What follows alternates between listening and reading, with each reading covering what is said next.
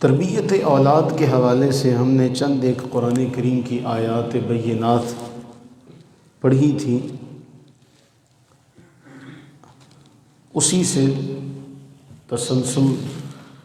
تسلسل کو قائم رکھتے ہوئے ہم نے سورہ تحریم کی ایک آیہ مبارکہ پڑھی تھی آخر میں کہ یا ایھا الذین آمنوا قوا انفسکم واہلیکم نارا، اے ایمان والو اپنے آپ کو اور اپنے اہل و عیال کو جہنم کی آگ سے بچاؤ۔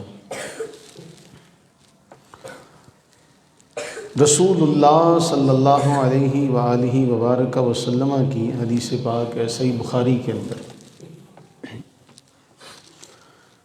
اللہ کے نبی سرور عالم صلی اللہ علیہ وسلم نے فرمایا کل مولود یولد علی الفطرہ، ہر پیدا ہونے والا بچہ فطرت پر پیدا ہوتا، دین فطرت پر پیدا ہوتا۔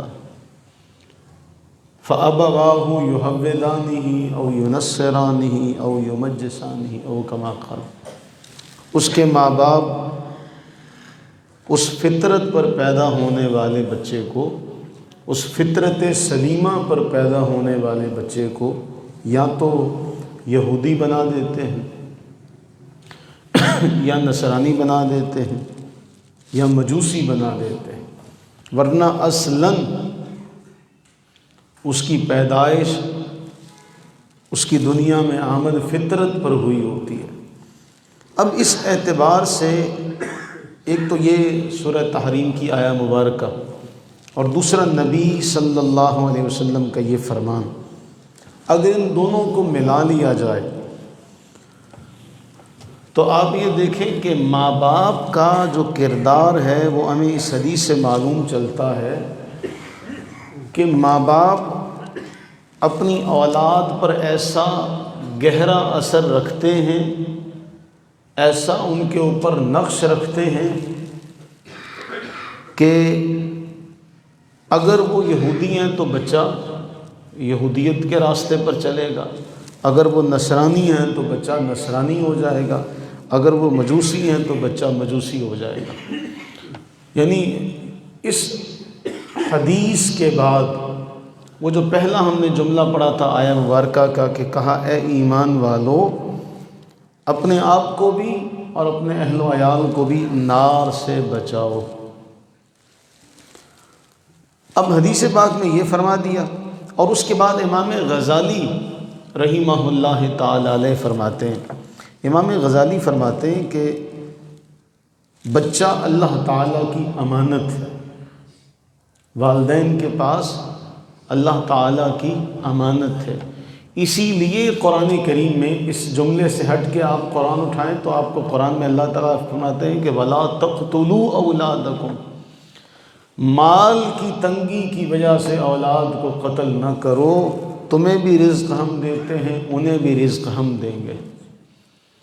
امام غزالی فرماتے ہیں کہ بچہ والدین کے پاس اللہ تعالیٰ کی امانت ہے، اور اس بچے کا جو دل ہے وہ کہتے ہیں صاف اور سادہ آئینے کی طرح ہے، بالکل صاف، جس کے اوپر کسی قسم کا کوئی نقش، کوئی صورت اس کے اوپر بنی ہوئی نہیں۔ اب اس کا وجود اللہ تعالیٰ نے ایسا بنایا کہ وہ ماں باپ کے ہر اثر کو، ہر نقش کو قبول کرنے کی صلاحیت رکھتا ہے، یعنی ماں باپ کا جو بھی اثر ہوگا، چاہے وہ اچھا ہو چاہے وہ برا ہو، جس طرح سے بھی ہوگا، وہ بچے کے جو آئینہ ہے، وہ جو دل اس کا آئینے کی طرح ہے، اس پر وہ نقش ہو جائے گا، وہ جس قسم کا بھی ہوگا۔ اب ماں باپ کی یہ ذمہ داری ہے جس اچھائی کی طرف اپنے اس اولاد کو، اپنے بچے کو، بچی کو مائل کر سکتے ہیں کریں، جس طرح سے اس کی ذمہ داری پوری کر سکتے ہیں اس کو پورا کریں۔ امام غزالی یہ فرماتے ہیں یہ ماں باپ کی ذمہ داری ہے کہ جو بھی وہ خیر والا کام اس کے لیے کر سکتے ہیں، ان کو چاہیے کہ وہ اس بچے کے لیے بروئے کار لائیں، اور ایسا نہ ہو امام غزالی فرماتے ہیں کہ ایسا نہ ہو کہ آپ اس کو جانور کی طرح کھلا چھوڑ دیں، اور وہ جہاں اس کا جی چاہے ادھر کو وہ رخ کر کے چلا جائے، ایسا اگر کیا جائے گا تو جتنے بھی لوگ اس کے سرپرست ہیں، اس کے والدین ہیں، اس کے اساتذہ ہیں، اس کے خاندان کے بڑے ہیں، وہ سب کے سب اس کے گناہ میں برابر کے شریک ہوں گے کہ انہوں نے اس کو روکا کیوں نہیں۔ اتنی بڑی بات امام غزالی رحمہ اللہ نے لکھی کہ اگر وہ اس کار خیر میں خود بھی شریک ہو جاتا ہے اور اس کا حصہ بن جاتا ہے تو پھر جتنے بھی لوگ اس کو حصہ اس کا بنانے کے لیے محنت کریں گے ان سب کو اس کا اجر بھی ملے گا۔ تو اب اگر وہ بد اخلاق ہو جاتا ہے، بری صحبت میں بیٹھتا ہے اور تباہی کے راستے پر چل پڑتا، تو امام غزالی فرماتے ہیں کہ اس کا ولی اور اس کا سرپرست جو ہیں وہ سب کے سب اس کے گناہ میں برابر کے شریک ہوتے ہیں کہ انہوں نے اس کو دیکھا تو انہوں نے اس کو روکا کیوں نہیں۔ یہ امام غزالی رحمہ اللہ نے اس حوالے سے لکھا۔ پھر اب آ جاتے ہیں اگلے چند پہلوؤں کی طرف۔ سب سے پہلا، اب یہ موضوع اتنا طویل ہے کہ کچھ ماں باپ کی ذمہ داریاں، اس کو اگر شروع کرنے لگے، میں نے یہ ایک آیت تھی جو رہتی تھی اس حوالے سے، میرے ذہن میں یہ تھا کہ اس ایک آیت کو اگلے جمعے مکمل کر دیا جائے، لیکن جب اس آیہ مبارکہ کی طرف گئے تو پھر اس سے بہت سارے اور بھی پہلو نکلے۔ سب سے پہلی بات تو یہ نکلی کہ اللہ تعالیٰ نے ہمیں دعا سکھائی ہے کہ اچھا جوڑا، اچھی شریک حیات، اس کی صفات وہ قرآن و حدیث کے اندر ایک الگ موضوع ہے۔ پھر اس کے بعد اولاد کے لیے دعا کرنا، حضرت زکریا علیہ السلام دعا مانگتے ہیں، وہ بھی قرآن میں موجود ہے، سورہ مریم کے اندر 3 پارے کے اندر۔ ابراہیم علیہ السلام نے اپنی اولاد کے لیے دعا مانگی، وہ بھی قرآن کا حصہ ہے۔ پھر حضرت سیدہ مریم سلام اللہ علیہا، ان کی جو والدہ محترمہ ہے، ان کا ایک عمل بھی قرآن کا حصہ ہے کہ جب حضرت مریم پیدا ہوتی ہیں تو ان کی ماں حضرت حنہ کہتی ہیں کہ اے اللہ میں اس کو بھی اور اس کی اولاد کو بھی تیری پناہ میں دیتی ہوں۔ رسول اللہ صلی اللہ علیہ وسلم نے فرمایا اس دعا کا اثر یہ ہوا کہ حضرت مریم کی جب اولاد ہوئی، حضرت سیدنا عیسیٰ علیہ نبینا علیہ السلام، تو وہ اس طرح فرمایا جو بھی بچہ پیدا ہوتا ہے شیطان اس کو تنگ کرتا ہے، اس کو کچوکے لگاتا ہے، شرارت کرتا ہے اس کے ساتھ، اس کو رلاتا ہے، لیکن جب حضرت عیسیٰ علیہ السلام کی پیدائش ہوئی تو پیچھے نانی نے دعا مانگی تھی، اے اللہ انی اعیذھا بک وذریتھا من الشیطان الرجیم۔ اور اسی لیے ہمیں اللہ کے نبی صلی اللہ علیہ وسلم نے اس عمل خاص کے لیے دعا ارشاد فرمائی، دعا سکھلائی کہ جب تم حق زوجیت ادا کرنے لگو تو اس وقت یہ دعا مانگو، اے اللہ تیرے نام سے، اللہم جنبنا الشیطان وجنب الشیطان ما رزقتنا، اے اللہ ہم دونوں میاں بیوی تیری پناہ میں آتے ہیں، ہمیں شیطان سے بچا اور جو تو ہمیں اولاد عطا فرمائے اس کو بھی شیطان سے محفوظ فرما۔ اب بھی بہت طویل موضوع ہے۔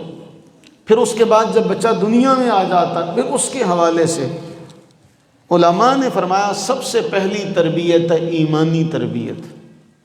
ماں باپ کی ذمہ داری ہے ایمانی تربیت۔ اب قرآن نے فرمایا اے ایمان والو خود بھی بچو اور اپنے اہل و عیال کو بھی بچاؤ۔ اہل و عیال میں بچے سب سے پہلے آتے جن پر ہر بندے کا وہ ان کا حاکم ہوتا ہے، اس کا زور چلتا ہے، اس کی تربیت کا ذمہ اس کے اوپر ہوتا ہے۔ اس لیے فرمایا سب سے پہلے اس کی ایمانی تربیت، نمبر 1۔ نمبر 2 اس کی اخلاقی تربیت، نمبر 3 اس کی جسمانی تربیت، نمبر 4 پھر اس کی عقلی تربیت، پھر اس کی نفسیاتی تربیت، پھر اجتماعی اور سماجی تربیت، اس کے بعد پھر اس کی جنسی تربیت۔ یہ سب تربیتیں ماں باپ کی ذمہ داری ہیں کہ وہ جب بچہ اللہ تعالیٰ انہیں عطا فرما دے، کیونکہ یہ چھوٹی سی نعمت نہیں ہے۔ اور اس سے پہلے اگر ہم دیکھیں تو قرآن کریم ہمیں ایک اور بات کی طرف نشاندہی کرتا جو ہمارے معاشرے کے اندر اکثر لوگ نہیں جانتے۔ اللہ تعالیٰ کا یہ خاص کرم ہے، یہ جو حدیث پاک کا ٹکڑا ہے نا، من یرد اللہ بہ خیرا یفقہہ فی الدین او کما قال، کہ اللہ جس کے لیے خیر کا ارادہ فرمائے، اللہ جس کے ساتھ بھلائی کا ارادہ فرمائے اس کو دین کی سمجھ عطا کرتا ہے، اس کو دین میں سمجھداری کا درجہ دے دیتا ہے، اس کو تفقہ فی الدین کا ملکہ عطا کر دیتا ہے۔ اب جس کو تفقہ فی الدین کا ملکہ ہے وہ تو ان مسائل کو جانتا ہے، لیکن جب عام ہم معاشرے میں نظر ڈالتے ہیں جنہیں یہ خیر والا معاملہ میسر نہیں، توفیق سے نہیں ملا، وہ اس توفیق اس سے محروم رہے، اس عمل سے، اس عطا سے محروم رہے، وہ ہمیں نظر آتا ہے کہ آج بھی وہ دقیانوسی قسم کی باتیں کرتے ہیں۔ قرآن نے فرمایا ہم جس کو چاہتے ہیں بیٹے عطا کرتے ہیں، ہم جس کو چاہتے ہیں بیٹیاں عطا کرتے ہیں، ہم جس کو چاہتے ہیں بیٹے بیٹیاں دونوں عطا کرتے ہیں، اور ہم جس کو چاہتے ہیں کچھ بھی نہیں دیتے۔ وَيَجْعَلُ مَن يَشَاءُ عَقِيمًا، ہم چاہتے ہیں کچھ بھی نہیں دیتے ہیں اس کو، کسی کو ہم بیٹے دیتے ہیں، کسی کو صرف بیٹیاں دیتے ہیں، کسی کو بیٹے اور بیٹیاں دونوں دیتے ہیں، کسی کو کچھ بھی نہیں دیتے۔ اب اس ایک جملے میں قرآن نے بڑا واضح کر دیا کہ جتنے بھی لوگ ہیں خاندان کے، چاہے ان کا تعلق بچے کے خاندان سے ہو چاہے بچی کے خاندان سے ہو، ان کے ذہن میں یہ بات نقش ہونی چاہیے کہ اولاد بیٹا ہو یا بیٹی ہو یہ سب اللہ تعالیٰ کی عطا سے ممکن ہے۔ بحیثیت مسلمان تو ہمیں قرآن پر ایمان رکھنا چاہیے۔ بعد میں ان کا ذریعہ جو ہے دوائیوں کے ذریعے سے کسی نہ کسی ہیلے کا اختیار کرنا وہ ایک الگ معاملہ ہے، لیکن بہر طور قرآن یہ بات واضح طور پر فرما رہا ہے کہ بیٹے بیٹیاں دینا یہ ہمارے دائرہ کار میں ہے، ہماری قدرت اور ہماری دسترس میں ہے، جس کو چاہیں دیں جس کو چاہیں نہ دیں۔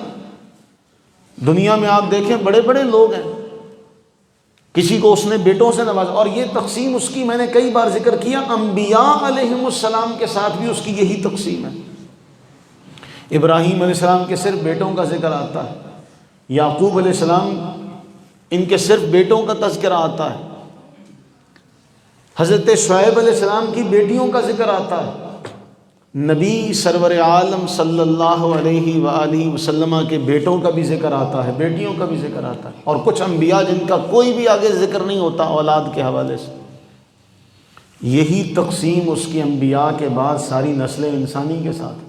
اب جب اولاد اللہ تعالیٰ عطا فرما دے تو آپ دیکھیے گا قرآن کریم اٹھائیے تو زکریا سلام اللہ علیہ کی ایک دعا کا جو جملہ ہے، اے اللہ میں بوڑھا ہو چکا ہوں، میرے یہ سارے خاندان والے قبیلے والے یہ سارے طاقتور ہیں، ڈر ہے کہیں ایسا نہ ہو کہ میرے بعد یہ دین سے پھر جائیں، مجھے کوئی ایسا وارث عطا کر جو میری اس دولت کا، میرے اس ورثے کا، انبیاء کی میراث کیا ہوتی ہے؟ علم، میرے اس علم کا وارث ہو جس کو تو مقام نبوت پر فائز فرمائے اور وہ اس منصب کو آگے لے کر چل سکے۔ اب پچھلے جمعے جو ہم نے آیا مبارکہ پڑھی تھی اس کو دوبارہ ذہن میں ریکال کریں۔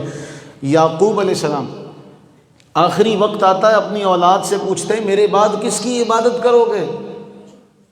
دوسرا یہ جملہ حضرت زکریا علیہ السلام کا کہ وہ اللہ سے دعا بھی مانگتے ہیں تو کیا مانگتے ہیں کہ اے باری تعالیٰ مجھے ایسی اولاد عطا فرما یریثنی و یریث، جو میری بھی وارث ہو اور آل یعقوب کی بھی وارث ہو، تاکہ میرے بعد جو تبلیغ کا سلسلہ ہے، تعلیم کا سلسلہ ہے، نشر و اشاعت کا سلسلہ ہے تیرے فرمان کی، کہیں وہ روک نہ جائے۔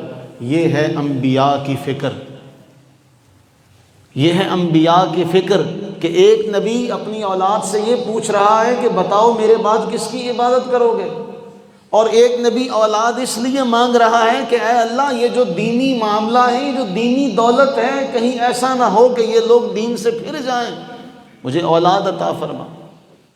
تو اولاد مانگنا یہ ہمیں قرآن سکھا رہا ہے، قرآن سے درس ملتا ہے، اور اولاد کی اصلاح کے لیے دعا مانگنا بھی ہمیں قرآن سے ملتا ہے۔ تو اس سب سے پہلے ان کی ایمانی تربیت ہماری ذمہ داری ہے۔ اب ایمانی تربیت میں کیا آتا ہے؟ نبی سرور عالم صلی اللہ علیہ وسلم کے فرمودات کو آپ پڑھنے کی اگر کوشش کریں تو آپ کو سر فہرست اس میں ملے گا کہ سب سے پہلا جو حق ہے جب اللہ تعالیٰ اولاد سے نواز دے، وہ جو ایک ٹائم پیریڈ ہے اس کے لیے الگ احکامات ہیں کہ اس میں وہ کیا کرے گا، شوہر کی کیا ذمہ داری ہے۔ پھر جب بچہ پیدا ہو تو نبی سرور عالم صلی اللہ علیہ وسلم کی جو سنت مبارکہ ہے وہ یہ ہے کہ سب سے پہلے اس کے کان میں اذان دی جائے۔ کاش کہ ہم اس تعلیم کو، اس فلسفے کو جانیں کہ جو بچہ پیدا ہوا، جو اللہ نے ہمیں اپنی امانت سونپی، امانت اس نے دی تھی، جب عطا اس کی طرف سے ہو رہی ہے، نواز وہ رہا ہے، ہمارے ہاتھوں میں اس کی امانت پہنچی، تو سب سے پہلے ہم نے اس کے کانوں میں اسی امانت دینے والے کا شکر ادا کر کے اس کے کانوں میں یہ نغمہ، یہ وہ ایسا عظیم الشان الہامی جملہ اللہ اکبر یہ اس کے کانوں میں ہم نے پڑھا۔ اب یہ امانت مل کس کو رہی ہے؟ والدین کو مل رہی ہے۔ یہ امانت اللہ کس کو عطا فرما رہا ہے؟ والدین کو عطا فرما رہا ہے۔ تو اس امانت کو جب دیا والدین کو جا رہا ہے تو اس کے کان میں اذان دینے کا جو حق ہے وہ سب سے پہلے کس کا؟ کاش کہ ہم اس تعلیم کو سمجھ لیتے، کاش کہ ہم اس بات کو جان لیتے کہ بھئی تجھے اللہ نے اتنے بڑے منصب پر فائز کر دیا کہ تو صاحب اولاد ہو گیا، تو 1 سے 2 ہو گیا۔ آپ دیکھیے، قرآن اٹھائیے، حضرت موسیٰ علیہ السلام کیا دعا مانگتے ہیں؟ اے اللہ مجھے تو نے اتنے بڑے مجھے بوجھ سے، یہ جو تبلیغ کا معاملہ ہے کوئی چھوٹا آسان مختصر سا معاملہ نہیں ہے۔ کیا کہتے ہیں؟ ہارون اخشدد بہ ازری، اے اللہ ہارون کے ذریعے سے میرے بوجھ کو کم کر دے، میری کمر کو مضبوط کر دے، اس کو میرے کام میں میرا شریک کر دے۔ یہ جملہ، اس جملے کو سمجھیے کہ اب وہ دعا جو زکریا علیہ السلام نے مانگی تھی، اے اللہ مجھے ایسا وارث عطا فرما جو اس ساری نبوت کے اس خزانے کا امین بن سکے۔ اب آپ نے اللہ سے دعا یہ مانگی، یا اللہ میں جو دین کا کام کر رہا ہوں کہیں ایسا نہ ہو کہ میری ذات تک یہ ختم ہو جائے، میں چاہتا ہوں آگے پھیلے، اس لیے مجھے اولاد عطا فرما۔ دیکھیں، ایک شخص نے پیاس بجھانی ہے، پانی اس نے پینا ہے، لیکن اگر اور اس کے پاس پانی آیا، اس نے پانی پی لیا، اب صرف اس کو پیاس بجھانے کا ایک ذریعہ پانی، اس کے لیے ایک ذریعہ پیاس بجھانے کا۔ دوسرے شخص کے پاس پانی آیا، جب اس کو پانی ہاتھ میں آیا، اس نے کہا یا اللہ تیرا شکر ہے۔ پھر اس کے بعد اس نے بسم اللہ پڑھی، اللہ کی حمد کی، پانی پیا، اللہ کا شکر ادا کیا۔ اب پیاس بھی بجھی، اس پیاس تو بجھنے کا جو ایک معاملہ تھا وہ تو ساتھ ساتھ ہے، لیکن اس کے ساتھ اس کو ثواب بھی ملا اپنے محبوب کریم علیہ السلام کی سنت کو ادا کرنے کا، اور شکر ادا کرنا وہ ایک الگ دولت ہے۔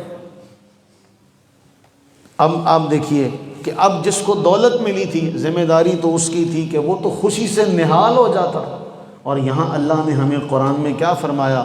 فرمایا ایسے بھی کئی لوگ ہیں، وَإِذَا بُشِّرَ أَحَدُهُمْ بِالْأُنْثَى۔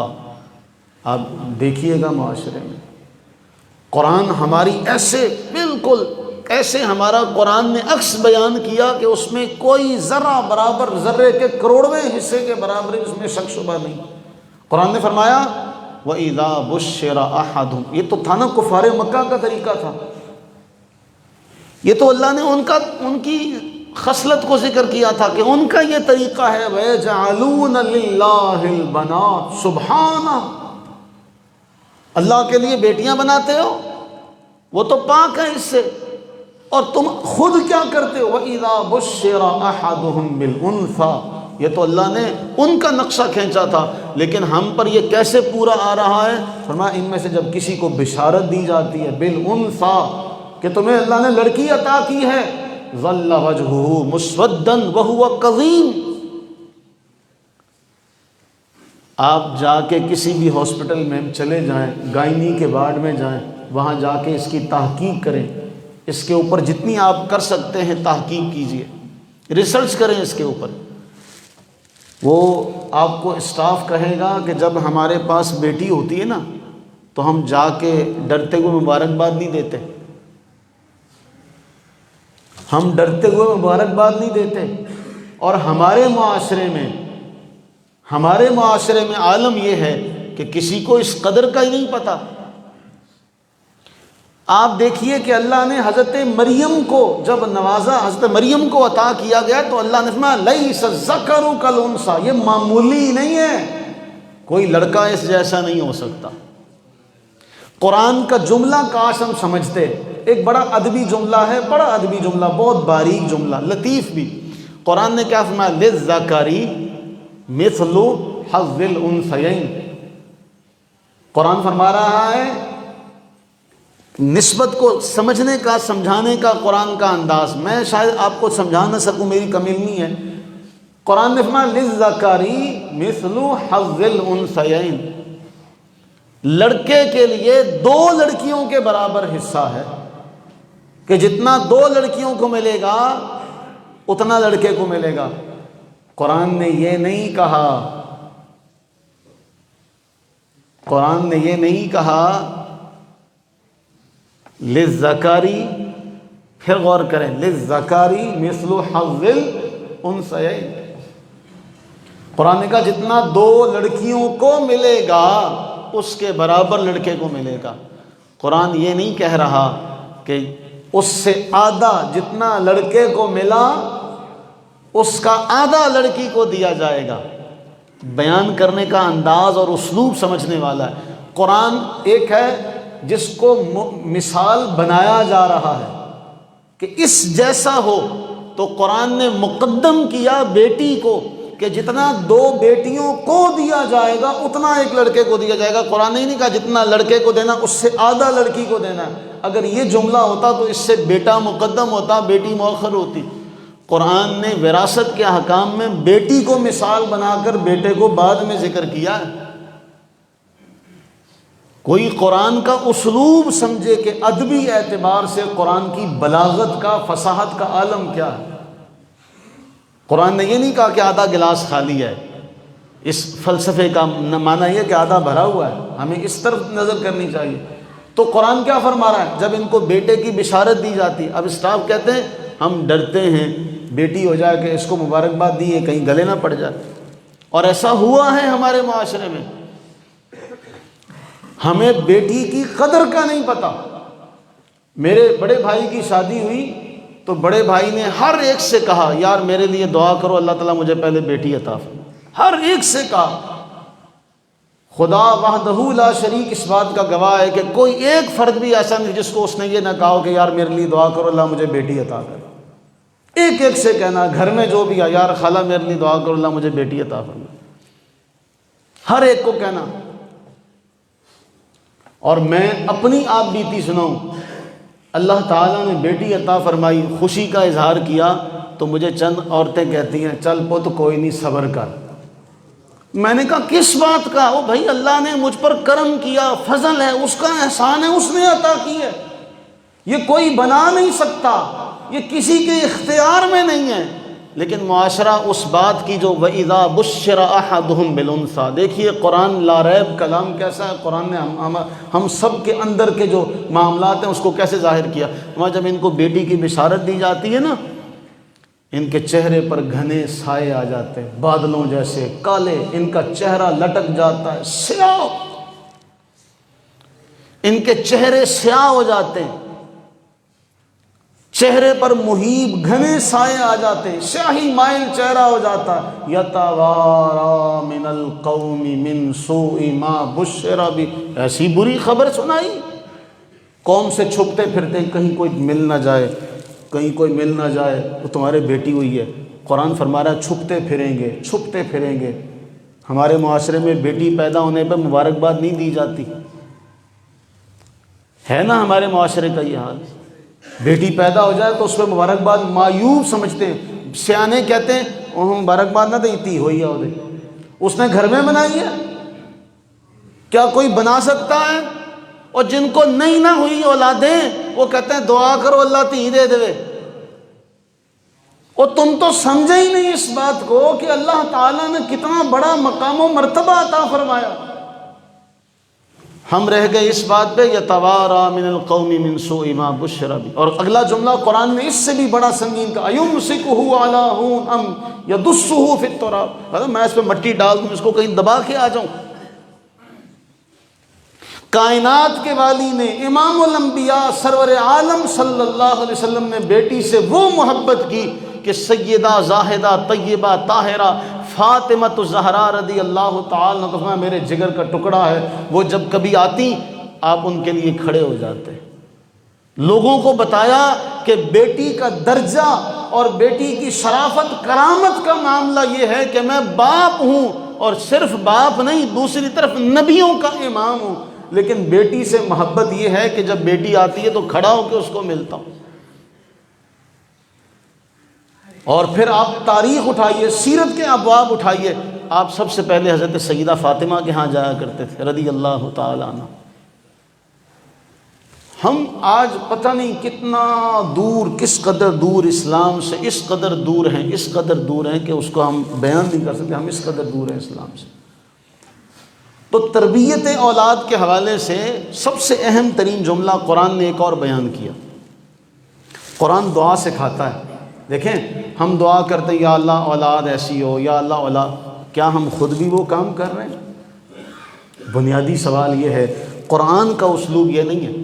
قرآن کیا فرما رہا ہے؟ رب اجعلنی مقیم الصلاۃ، اے اللہ مجھے، سب سے پہلے آپ اپنے لیے دعا مانگ رہے ہیں، اے اللہ مجھے نماز قائم کرنے والا بنا، مجھے اپنا فرما بردار بنا کہ میں نماز قائم کروں۔ وَمِن ذُرِّيَّتِي، اے باری تعالیٰ یہ سلسلہ میری اولاد میں بھی جاری کر۔ آپ نے سب سے پہلے اپنے لیے دعا مانگی کہ اے اللہ پہلے مجھے اس دولت کو سنبھالنے کی، پہلے مجھے اس منصب کو حاصل کرنے کی توفیق عطا فرما، پھر یہ توفیق مجھ سے چھیننا مت، میری اولاد میں بھی یہ توفیق قائم رکھنا۔ قرآن کا اسلوب یہ ہے، رب اجعلنی مقیم الصلاۃ ومن ذریتی۔ ہم کیا کرتے ہیں؟ خود سارے ہم کام کریں، یار بیٹا نہیں پڑھتا، بیٹا قرآن نہیں پڑھتا، بیٹی قرآن نہیں پڑھتی، کیا؟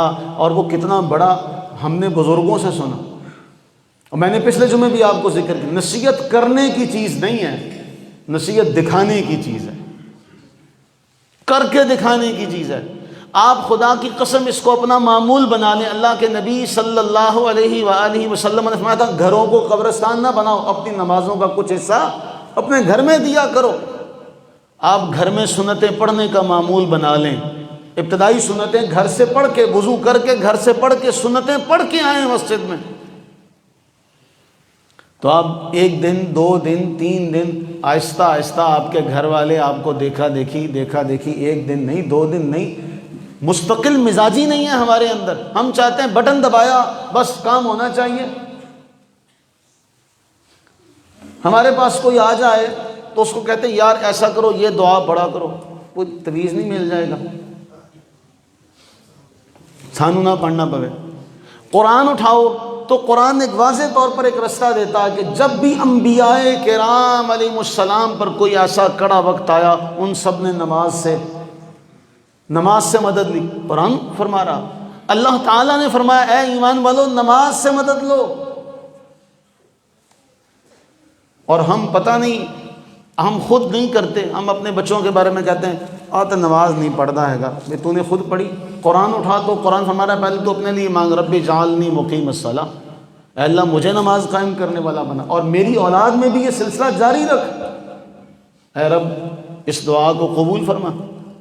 اس کے بعد آپ دعا کیا مانگتے ہیں؟ ربنا اغفر لی ولوالدی وللمؤمنین یوم یقوم الحساب۔ یہ ایک ایسی جامع دعا ہے کہ آپ اس میں بیک وقت اپنے لیے، اپنی اولاد کے لیے، اپنے ماں باپ کے لیے اور پوری امت مسلمہ کے لیے آپ نے دعا مانگ لی ایک مختصر سے جملے میں، لیکن ہم اس فلسفے کو کبھی سمجھ نہیں سکے۔ اس لیے قرآن کا یہ جملہ آپ اس کو معمولی نہ سمجھیں کہ قرآن فرما رہا ہے اے ایمان والو خود بھی بچو، اپنے گھر والوں کو بھی بچاؤ، خود بھی بچو، اپنے گھر والوں کو بھی بچاؤ۔ اس لیے قرآن اللہ کے نبی نے فرمایا ہر بچہ دین فطرت پر پیدا ہوتا، دیکھتا اپنے ماں باپ کو ہے۔ آپ مشاہدہ کر لیں، آپ پوچھیں گھروں میں جا کے، آپ نے خود اس کا مشاہدہ کیا ہوگا، وہی بچہ جب ہم چھوٹے وہ ان کے سامنے نماز پڑھتے ہیں ہمیں وہ دیکھ کے اسی طرح کا اوپر نیچے ہوتے. اس کے بعد جب ہم ان کے سامنے وہ مثال ہی نہیں بنتے تو پھر وہ کیسے اس طرف آ جائے.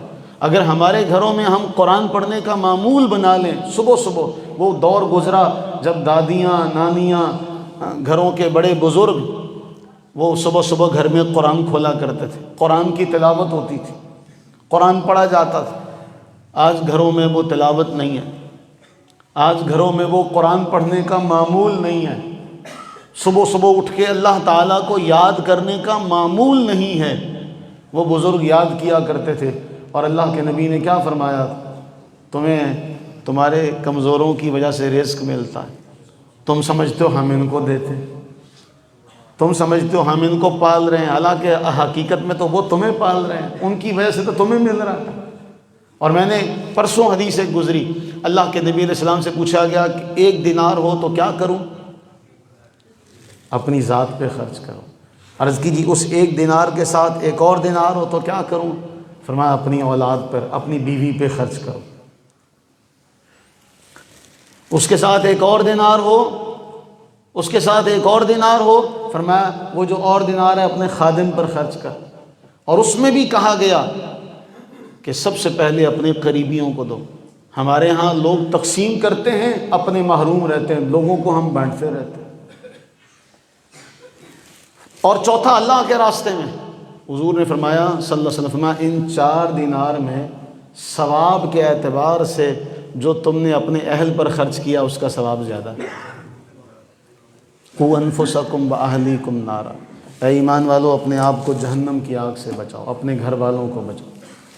اللہ تعالی ہمیں اس بات کی تعلیم اور تربیت جو ہے وہ خود بھی سیکھنے کی توفیق عطا فرمائے، دوسروں کو بھی اس کی تعلیم و تربیت کے حصول کی توفیق عطا فرمائے.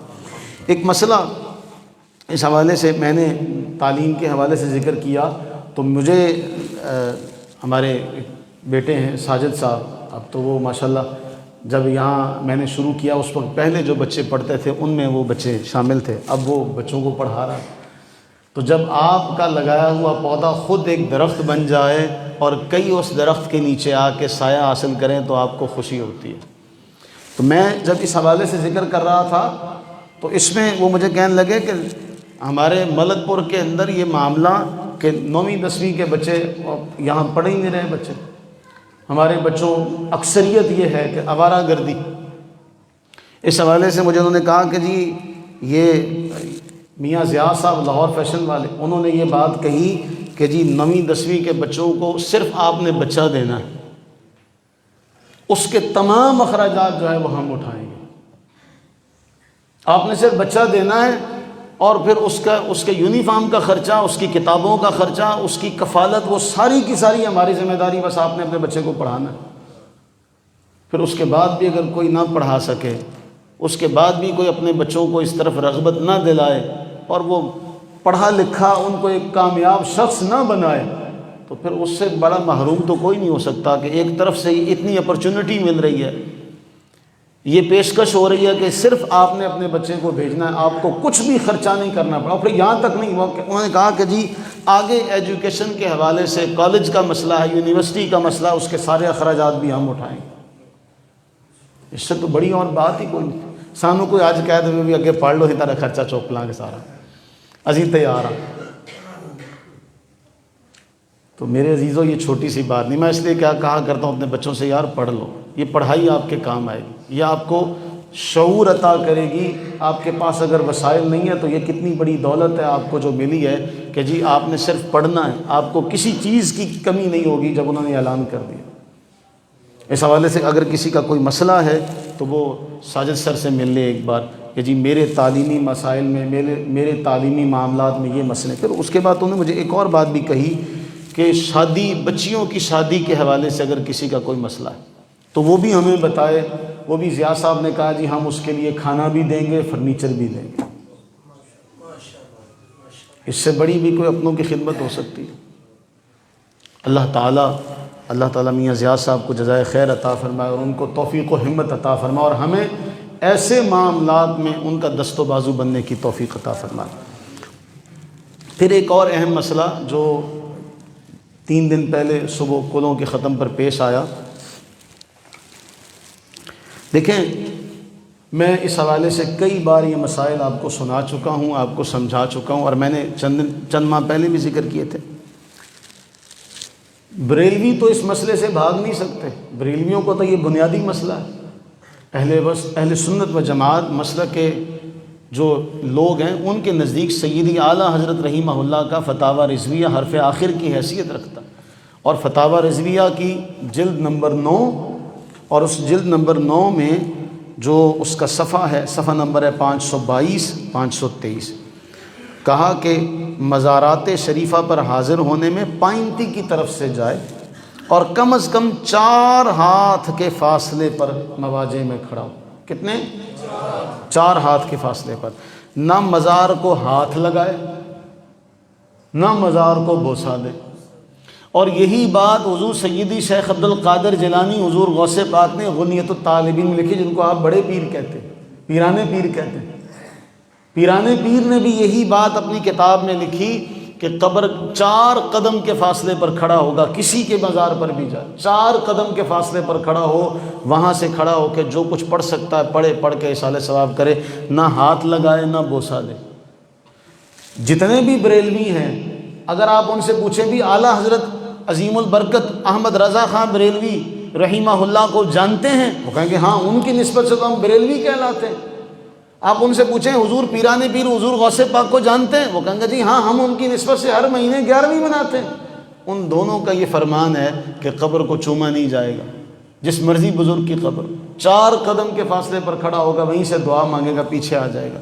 تو پھر یہ چومنے کا سلسلہ، ہاں سیدی اعلیٰ حضرت نے لکھا کہ ماں باپ کی قبر کو بوسہ دے سکتا ہے، بس کسی پیر کی قبر کو بھی بوسہ دینے کی اجازت نہیں ہے، صرف ماں باپ کی قبر کو۔ اب اتنا واضح ہے، جتنے بھی پیر ہیں یہ سارے لکھ کے لگائے نا مزارات پر بھی، کوئی خبردار قبر کو چومے گا نہیں، کیونکہ اعلیٰ حضرت نے منع کیا اور پیرانے پیر نے منع کیا۔ کرو ہمت، منع کرو کہ بھئی یہ آپ، پھر کہتا جی لوگ مانتے نہیں ہیں۔ کیوں نہیں مانتے بھئی؟ آپ نے ان کو بتایا نہیں ہے، سکھایا نہیں ہے، اور بیٹھے ہوئے کہتا نہیں جی بزرگوں نے چوما، ہم کسی کا چومنا ہمارے لیے حجت نہیں۔ میں حضور سیدی سعید الحسن شاہ صاحب زیدہ مجدوہ کا واقعہ، اور انہوں نے کئی بار اپنے سب بیٹھے رفقا کو سنا کہ وہ اپنے والدین کریمین کی قبر انور پر جاتے ہیں، وہاں جا کے وہ اس کو بوسہ دیتے ہیں۔ تو ایک بار ڈرائیور ان کے ساتھ تھا، اس نے بھی ان کی اقتداء کرتے ہوئے ان کی قبور کو بوسہ دیا۔ تو شاہ صاحب فرماتے ہیں بھی تو نے بوسہ کیوں دیا؟ اس نے کہا جی آپ نے فرمایا میرے ماں باپ کی قبر ہے، تیرے ماں باپ کی قبر ہے؟ میرے تو ماں باپ کی قبر ہے، مجھے شریعت نے اجازت دی ہے، میں چوم سکتا ہوں، تیرے ماں باپ کی قبر ہے۔ اگر پیر اس طرح اپنے مریدوں کو منع کرے گا تو پھر مجال ہے کہ کوئی مرید اس طرح کا کام کرے۔ اچھا اگلی بات، ہم نے منع کیا ہوا ہے کہ بھئی مسجد میں قلوں کے موقع پر مسجد میں کوئی چیز نہ لائی جائے۔ مسجد کا تقدس سب سے بڑی بات ہے۔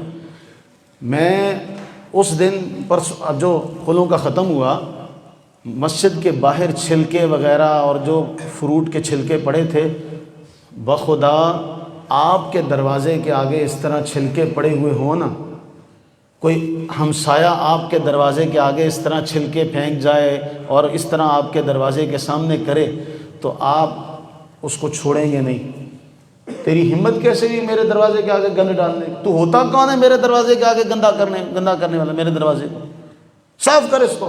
لیکن اللہ کے گھر کا ہم کوئی خیال نہیں کرتے، صرف اس لیے میں نے منع کیا۔ ایک تو مسجد کا ادب نہیں رہتا، اس سے کوئی آپ کو کوئی کنجوس نہیں کہنے لگا، آپ کوئی فرض واجب نہیں چھوڑ رہے کہ کوئی فرض واجب چھوڑ رہے ہوں۔ دیکھیں جنازے کا عموماً وقت ہوتا ہے عصر کی نماز کے بعد یا ظہر کے بعد۔ ظہر کی نماز فرض ہے، عصر کی نماز فرض ہے۔ جس نے ظہر پڑھی ہوگی عصر پڑھی ہوگی وہ وہاں پہنچا ہوا ہوگا کہ نہیں پہنچا ہوگا؟ جرا ظہر ٹائم بھی بار بازار سے بیٹھا ہوگا، عصر ٹائم بھی بار بازار سے بیٹھا ہوگا، مغرب ٹائم بھی بار بازار سے بیٹھا ہوگا۔ او کھڑ جاؤ میرا انتظار کر لو، تم مامے کھاں پہلے کی کرن ڈیا سی؟ تو پہلے کیا کر رہا تھا؟ تجھے نہیں پتا اعلان ہوا ہے؟ تو فرض نماز کی اہمیت نہیں۔ اور میں ایک بڑی سخت حدیث سناؤں، اللہ کے نبی صلی اللہ علیہ وسلم ثواب کے اعتبار سے مردوں کی سب سے بہترین صف پہلی صف ہے فرض نماز کی۔ اور پہلی دوسری صف کے بارے میں حضور کی یہ دعا ہے کہ ملائکہ ان صف والوں پر درود بھیجتے ہیں، اور سب سے بدترین صف مردوں کی آخری صف ہے، سب سے بدترین صف آخری صف ہے۔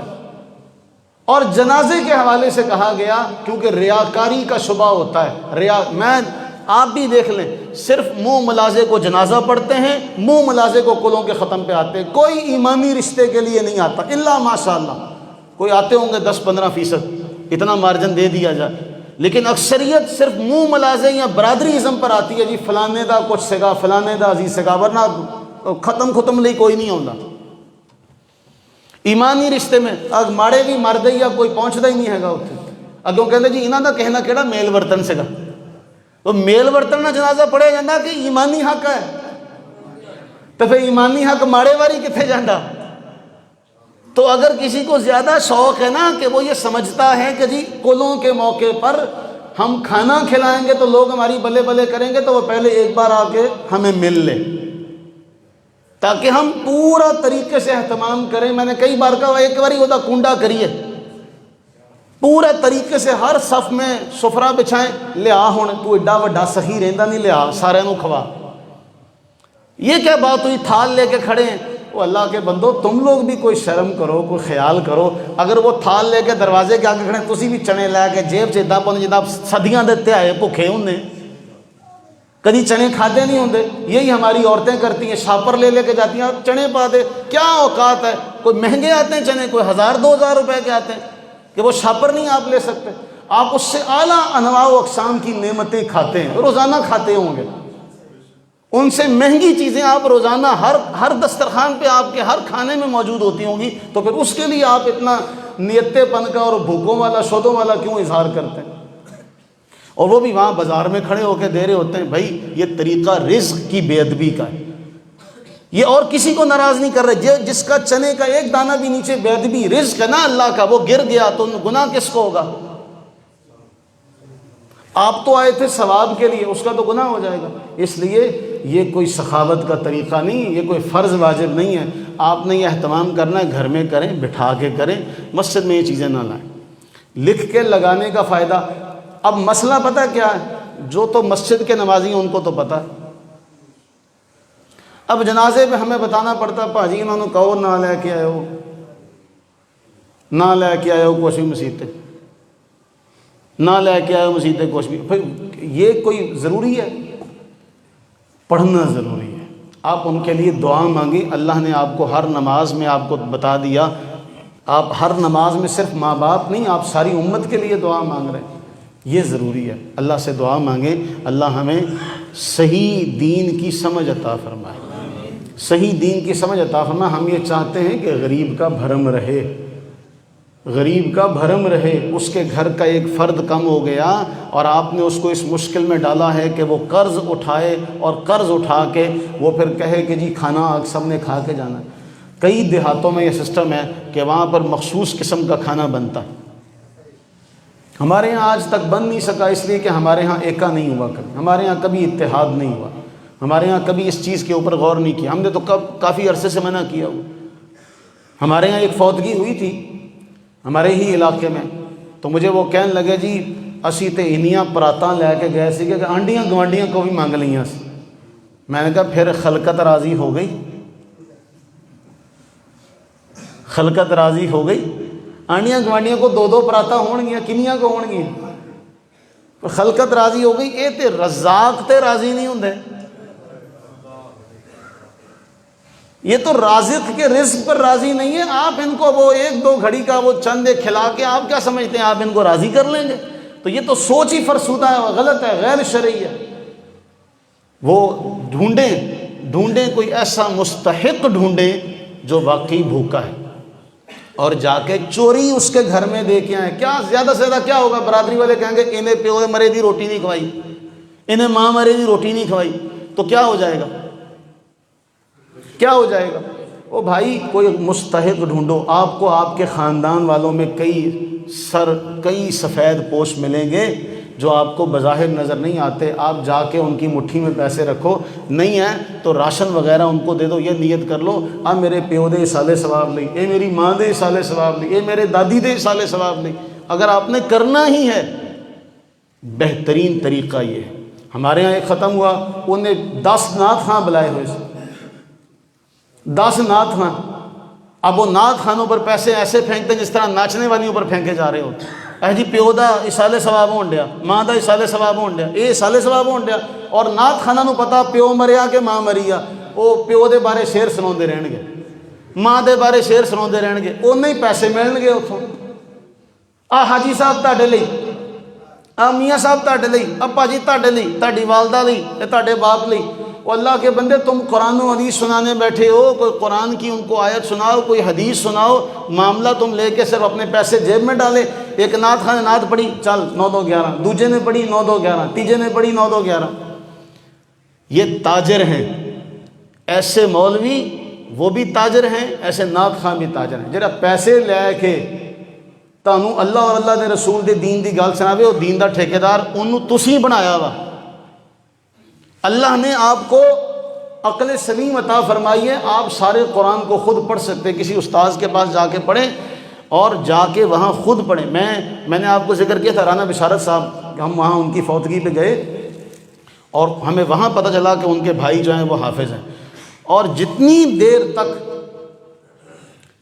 ان کی والدہ کو دفن کر کے قبر تیار نہیں کی، ان کے بیٹے، وہ رانا صاحب کی عمر کے ہیں اور 70 سال 60 سال تو عمر ہوگی ان کی، وہ کھڑے وہاں پر پڑھتے رہے۔ میں نے کہا یا اللہ کاش یہ میری قبر ہوتی، کاش یہ میری قبر ہوتی۔ تینوں سفید داڑھیوں والے دادے نانے بنے ہوئے ہیں اور اپنی ماں کی قبر کے کھڑے تینوں پڑھتے چلے جا رہے ہیں، یاسین، سورہ رحمان، سورہ ملک، آخری صورتیں ساری انہوں نے پڑھی۔